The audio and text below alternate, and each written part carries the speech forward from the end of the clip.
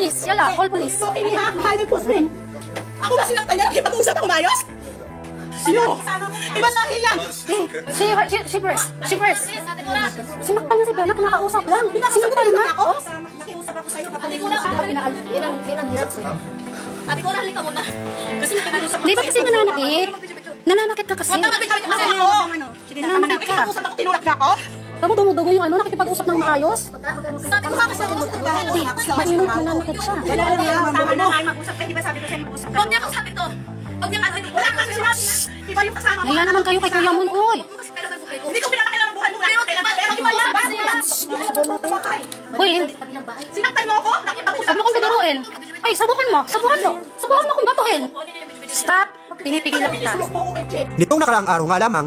Hello, I'm back. And yeah, kung nakikita niyo yung video kanina, yan ang viral video ngayon ng mga OFW na nasa Riyadh, no? Dahil mayroon silang isang kasamahan na talagang napakabigatlo, napakabigaon, no? Napakawalang delikadisa, walang respeto sa mga kasamahan, walang breeding, walang mudo. Oh my God, day, nagpunta ka pa dyan, day, sa lugar na yan, day, at bigat doon pa pala, day. At hindi ka day makatiis na katim sa bilat mo, day, no? At isa pa, no, sa totoo lang, bansang ganyan, talaga, alam niyo naman, maraming mga Pilipinang naabuso, maraming mga Pilipinang binabastos, di ba? Pero itong kababayan ko na taga-Agusan del Sur daw, iba. Talagang nagdala ng lalaki, ibang lahi. At kung nakikita niyo yung video siya pa, talagang may guts talaga na magalit sa kanyang mga kasamahan. No?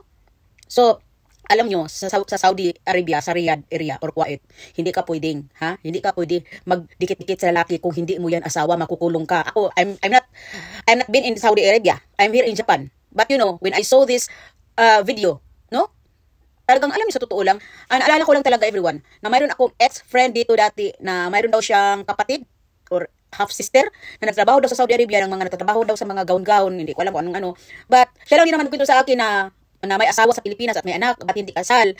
And then, nagpakaalam din ako dahil kinikwento din niya sa akin na yung yung half-sister ba niya o kapatid niya na mayroon daw lalaking Arabo doon o anong lahi yun, Morocco ba yun o Indiano ba yun, kung ano ba yun.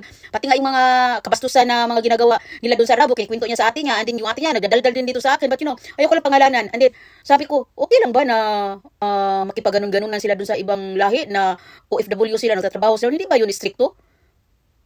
Kaya talaga, yung mga bigatlon talaga, maghanap pala talaga yan ng paraan. Sabi niya sa akin, no, nalala ko lang noon na, hindi. Kasi mayroon din siyang kasamahan doon na, na Pilipina na, kahit saan-saan lang daw, basta makaraos daw, okay lang daw. Ha? Ano yan? Talagang, iba din tong nakikita natin sa video, na talagang wala talaga siyang pakialam sa kanyang mga kasamahan. Apat silang nasa isang bahay, na puro babae. At ang lakas ng loob niya. At ako lang talaga, no, iwan ko lang ha, kung ako talaga, pauwiin nyo na talaga yung babae niyan. Kasi alam nyo, madadamay kayo. Kaya isa din yung problema everyone eh. Alam nyo, hindi naman natin mga Pilipina ganyan eh. Nadadamay lang talaga yung ibang kapwa natin mga Pilipina dyan sa mga bigatlo ng mga Pilipinang nagpunta dyan sa Saudi Arabia, mga makakati ang mga bilat. No? Pauwiin na yan, ipakulong yan, para matagam yan. No? Nakakainis talaga. Bigatlo yung muday. Uy, naku, Ginoo, taga-Agusan del Sur daw yan. Hoy, kung kayo, nagtatrabaho kayo sa ganyang lugar, kahit sa amang bansa, kung mayroon kayong kasamahan, dito sa Japan, marami din naman itong OFW din, nagtrabaho, yung mga trainee, at sa isang bahay, marami sila. Pero, iba ang Saudi Arabia. No? Iba ang Saudi Arabia. Dito sa Japan, kung trainee ka at marami kayong sa ibang bahay, pwede ka naman lumabas. Dahil, wala naman ditong check kung asawa mo yan at hindi yung kasama mo. Sa Saudi Arabia, day. Iba yan, day. Ha? Yung pagkaburikat, pagkabigatlo mo, hindi mo madala dyan. Ha? Itong babae na yan, talagang siya lang talaga naghanap ng problema, no? My goodness. No? Kung sino ang nakakaalam at nakauwi na ba itong babae na to, but this is just a recently viral video, everyone. I think talaga na iprosigin nyo na talaga yan, na paalisin nyo na yan sa tirahan ninyo at pauwiin kasi hindi lang talaga magdala lang talaga yan ng problema sa inyo dahil very attitude siya. Very attitude. No? Nakakainis talaga.